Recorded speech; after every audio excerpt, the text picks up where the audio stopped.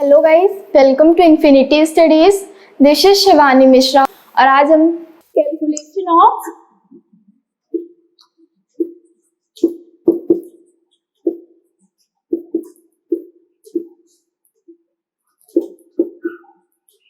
Calculation of inflation. तो मुद्रास्फीति को निकालने के दो तरीके हैं, wholesale price index, consumer price index. दो तरीके हैं।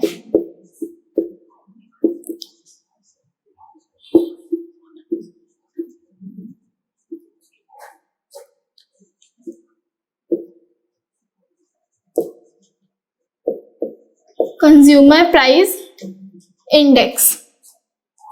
तो जो हमारे इंडिया में, हमारी कंट्री में जिससे पहले इन्फ्लेशन निकाला जाता था वो कौन सा तरीका था?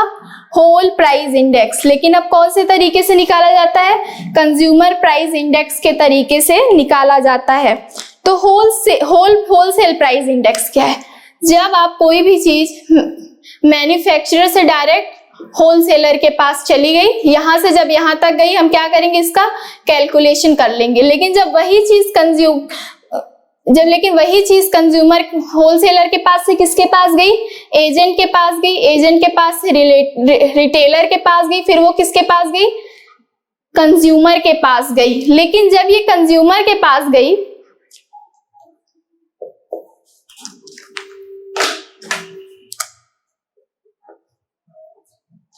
लेकिन एक मैन्युफैक्चरर के पास से किसके पास गई? होलसेलर के पास। होलसेलर के पास से किसके पास गई? एजेंट के पास। एजेंट के पास से किसके पास गई? कंज्यूमर के पास। लेकिन जब हम होलसेल प्राइस इंडेक्स से निकालते हैं तो हम किससे गिनेंगे? ये डायरेक्ट मैन्युफैक्चरर से किसके पास चली गई? होलसेलर के पास। लेकिन यहाँ पे जब ये कंज्यूमर के पास पहुंची तो इसमें क्या हो गया? उसमें इन सब का क्या हो गया? प्राइस ऐड हो गया। मतलब ये चीज जब कंज्यूमर के पास पहुंची तो क्या हो गई? महंगी हो गई।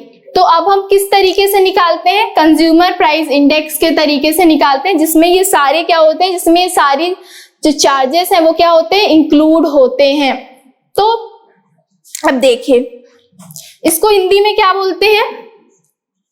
थोक मूल्य सूचकांक। इसको क्या बोलते हैं? उपभोक्ता मूल्य सूचकांक। थोक मूल्य सूचकांक, उपभोक्ता मूल्य सूचकांक। अब जो ये कंज्यूमर प्राइस इंडेक्स है, इसको हम रूरल, अर्बन और फिर उसको क्या करते हैं? कंबाइन करके निकालते हैं। तो देखिए, जो रूरल सीपीआई, इसमें क्या है? 448 प्रोडक्ट्स हैं। मतलब इसमें हम टोटल कम्युनिटीज कितनी लेते हैं? 448 लेते हैं। यानी कि जब हम रूरल का सीपीआई निकाल रहे हैं तो उसमें कितनी कमोडिटीज होंगी? उसमें टोटल कितनी कमोडिटीज होंगी? उसमें टोटल कमोडिटीज होंगी 448। आप सीपीआई अर्बन, इसमें कितनी है? 460। इसमें टोटल कमोडिटीज कितनी है? 460 हैं। अब यहाँ पे सीपीआई कंबाइंड। अब यहाँ पे हम क्या करेंगे? इन दोनों को क्या कर देंगे? रूरल और अर्बन को क्या कर देंगे? कंबाइन कर देंगे। तो जो कंज्यूमर प्राइस इंडेक्स रूरल है उसमें कितने हैं? 448 प्रोडक्ट्स हैं। जो कंज्यूमर प्राइस इंडेक्स अर्बन है उसमें टोटल कमोडिटीज कितनी है? 460 है। और कंज्यूमर प्राइस इंडेक्स कंबाइन, मतलब कि फिर हम इन दोनों को क्या करेंगे? कंबाइन करके निकालेंगे। वहीं पे अब होलसेल प्राइस जो है हमारा, उसमें कितने प्रोडक्ट्स आते हैं? उसमें 697 प्रोडक्ट्स। इसमें टोटल कमोडिटीज कितनी आती हैं? हम कितनी कमोडिटीज को लेते हैं? 697 कमोडिटीज को लेते हैं। तो लेकिन अब हम जो हमारा ये होल प्राइस इंडेक्स है, होलसेल प्राइस इंडेक्स, इससे हम अपना इन्फ्लेशन कैलकुलेट नहीं करते हैं। अभी जो करेंटली में जो जिस मेथड से हम कैलकुलेट करते हैं उसको क्या बोलते हैं? Consumer price index. इसको क्या बोलते हैं? इसको हेडलाइन इंडेक्स भी बोलते हैं, इसको शीर्षक भी बोलते हैं। मतलब जो कंज्यूमर प्राइस इंडेक्स है उसको हेडलाइन भी बोलते हैं। ठीक है, तो अब देखिए हम जो इससे हम निकालते कैसे हैं।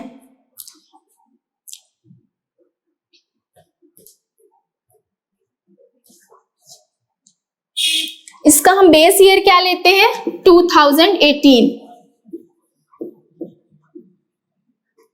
जो कंज्यूमर प्राइस इंडेक्स है उसका हम बेस ईयर क्या लेते हैं 2018। लेकिन जब हमको क्या निकालना है होलसेल प्राइस इंडेक्स से निकालना है, इसका बेस ईयर हम क्या लेते हैं 2011-12।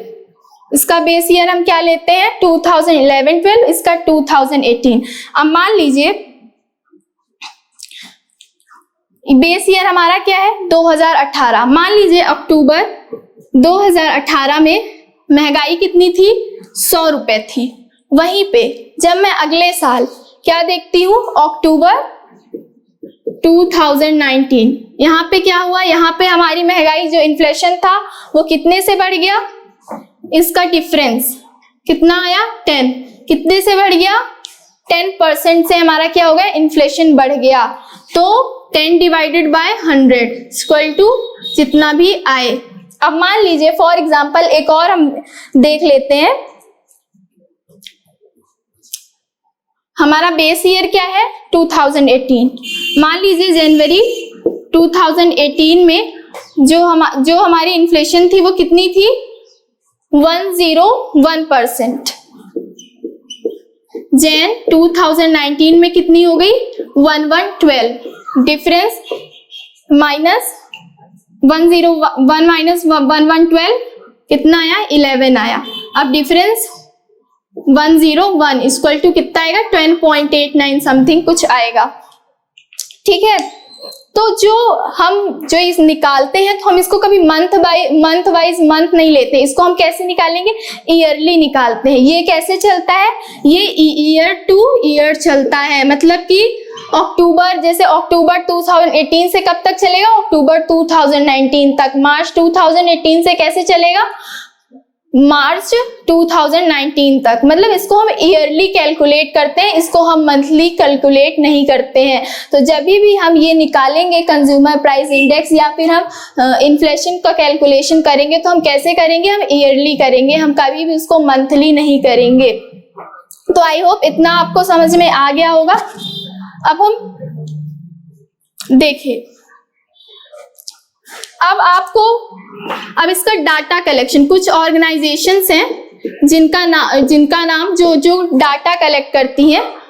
तो देखिए NSSO national sample survey organisation, ये क्या करती है, ये डाटा कलेक्शन का काम करती है। इसका काम क्या है, ये डाटा कलेक्ट करेगी। कैलकुलेशन कौन वो करता है, CSO central statical organisation. Data collection कौन करता है, सेंट्रल स्टैटिकल ऑर्गेनाइजेशन। अब इसका अनाउंसमेंट, जो इस ऑफिशियल डाटा का अनाउंसमेंट कौन करता है, अनाउंसमेंट करता है कौन, RBI reserve bank of India. जो रिजर्व बैंक ऑफ इंडिया है वो क्या करता है, वो अनाउंसमेंट करता है। मतलब ये सारी ऑर्गेनाइजेशंस हैं, ये क्या करती हैं, डाटा कलेक्ट करती हैं, उसका कैलकुलेशन करती हैं, उसको एनालिसिस करती हैं। बट जो ऑफिशियल जो अनाउंसमेंट करता है वो कौन करता है, RBI करता है। कौन करता है, रिजर्व बैंक ऑफ इंडिया। तो आई होप आपको यहां तक तो समझ में आ ही गया होगा।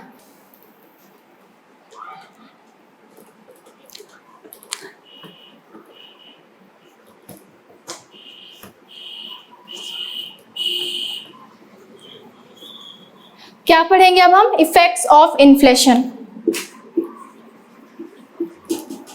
इफेक्ट्स ऑफ इन्फ्लेशन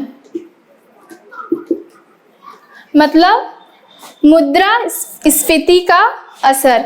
हमारी इकोनॉमी में मुद्रास्फीति का क्या असर हुआ, तो इसको हम कुछ 3-4 पॉइंट्स में डिस्कस करेंगे। जो मेन पॉइंट है, इनकम, एग्रीगेट डिमांड, इनकम यानी आय, एग्रीगेट डिमांड, और debtor and creditor, import and export, आयात निर्यात। ये कौन हो गया, ये कौन हो गया, श्रेणी, यानी कि ये लेने वाला हो गया। डेटर को हम क्या कहते हैं, डेटर को हम श्रेणी कहते हैं। क्रेडिटर को क्या कहते हैं, ऋणदाता। ये कौन हो गया, देने वाला हो गया। इनकम यानी आय, एग्रीगेट, डिमांड यानी कि मांग, जो भी ग्रुप में मांगे होती हैं वो। तो मान लीजिए जब इन्फ्लेशन बढ़ा, यानी कि जब बाजार में जो वस्तुएं हैं उनके जो दाम है उसमें क्या हुई, बढ़ोतरी हुई, तो हमारा उसमें इनकम में क्या इम्पैक्ट होगा, हमारी इनकम राइज करेगी या फॉल करेगी।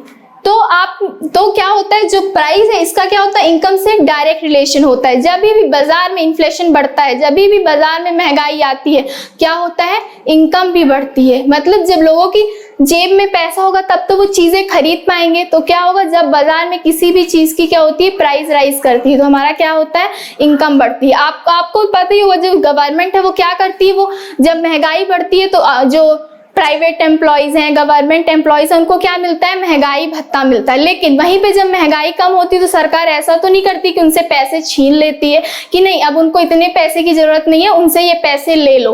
तो जब प्राइस बढ़ेगी तो क्या होगा, हमारी इनकम भी क्या होगी, इंक्रीज होगी। तो प्राइस से क्या होता है, प्राइस से हमारी इनकम का क्या होता है, डायरेक्ट रिलेशन होता है। मतलब कि जो हमारा लिक्विड है वो क्या होगा, जो हमारी लिक्विडिटी है वो क्या होगी, रेज होगी। अब जब हमारी लिक्विडिटी रेज हो गई तो क्या हुआ, जब लोगों के पास पैसा है, अब जब लोगों के पास पैसा है तो वो क्या करेंगे, डिमांड करेंगे। और जब हर एक व्यक्ति, जब कोई कम्युनिटी डिमांड कर रही है तो उससे क्या होगा, हमारी एग्रीगेट डिमांड भी क्या होगी, राइज होगी। मतलब कि अगर हमारी इनकम इंक्रीज होगी तो क्या होगी, हमारी एग्रीगेट डिमांड भी इंक्रीज होगी। ऑब्वियस सी बात है, जब लोगों के पास पैसा है तो वो क्या करेंगे, डिमांड करेंगे। और जब वो सब डिमांड करेंगे तो क्या होगा, ऑब्वियस सी बात है, हमारी डिमांड भी तो क्या होगी, इंक्रीज करेगी ना। अगर लोगों की जेब में पैसा होता है तभी तो वो डिमांड करते हैं। जब किसी भी इंसान के पास पैसा होता है तभी तो वो बाजार में जाता है ना कोई भी चीज खरीदने। तो जब लोगों के पास पैसा होता है, जब लोगों के पास लिक्विडिटी होती है, जब हमारी इकोनॉमी में लिक्विडिटी क्या है, जब कैश फ्लो क्या होता है, ज्यादा होता है, तो क्या होती है, हमारी डिमांड भी इंक्रीज होती है। तो प्राइस के साथ इनकम का डायरेक्ट रिलेशन है, और हमारी इनकम इंक्रीज हुई तो क्या हुआ, हमारी एग्रीगेट डिमांड भी क्या हो गई, इंक्रीज कर गई। अब वहीं पे अगर हम बात करते हैं डेटर और क्रेडिटर की, मतलब ऋणी और ऋणदाता की, तो देखिए यहाँ पे ए ने क्या किया, बी को क्या दिया, लोन दिया। कितना दिया, 2 लाख रुपए दिया। अब जब ए ने बी को लोन दिया था तब क्या था, तब मार्केट में बिल्कुल भी इन्फ्लेशन नहीं था। तब मार्केट में क्या था, थोड़ा सा भी इन्फ्लेशन नहीं था। लेकिन 1 साल बाद क्या हुआ, महंगाई जो है वो कितने से, वो 10% से क्या हो गई, इंक्रीज कर गई। तो जब बी ने ए को पैसा लौटाया तो क्या हुआ, उसकी क्या होगी, परचेजिंग पावर कम हो गई। क्यों, क्योंकि 1 साल पहले वो जो चीज 2 लाख रुपए से खरीद सकता था अब वो उसको 2 लाख में नहीं मिलेगी। क्यों, क्योंकि जो हमारा इन्फ्लेशन है वो क्या हो गया है, बढ़ गया है। अब हमारा इन्फ्लेशन 10% से राइज कर गया है। तो वो अगर वो कोई भी कमोडिटी खरीदता है तो उसको क्या करना पड़ेगा, उसको 10% ज्यादा पैसे देने पड़ेंगे। तो यहाँ पे क्या होगा, यहाँ पे जो हमारा डेटर है उसको क्या होगा, उसको नुकसान होगा।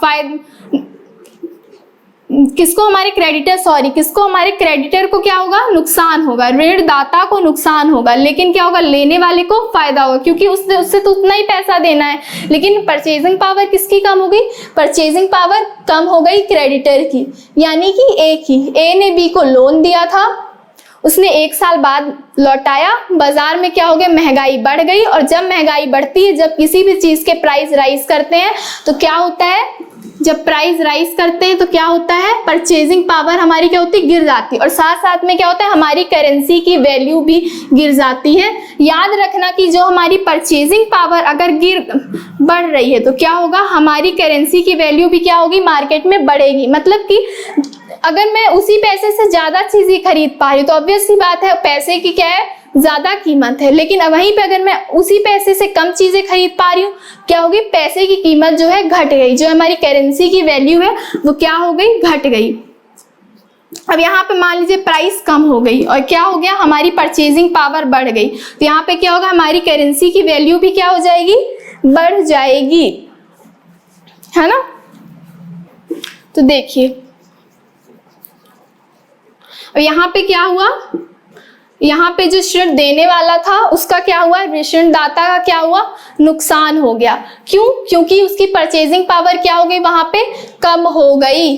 तो यहाँ पे क्या होता है, यहाँ पे क्रेडिटर को क्या होता है, नुकसान होता है, और ऋण जो लेने वाला है उसको क्या होता है, उसको फायदा होता है। तो आपको यहाँ पे समझ में आ गया होगा।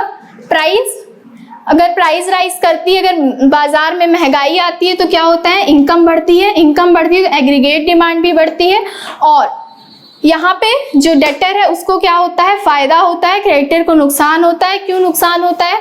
क्योंकि हो सकता है जब वो उसे पैसे लौटाए तो क्या हो, हमारी बाजार में महंगाई बढ़ चुकी हो और हमारी परचेजिंग पावर भी क्या हो गई हो, घट गई हो, हमारी करेंसी की वैल्यू भी क्या हो गई हो, घट गई हो।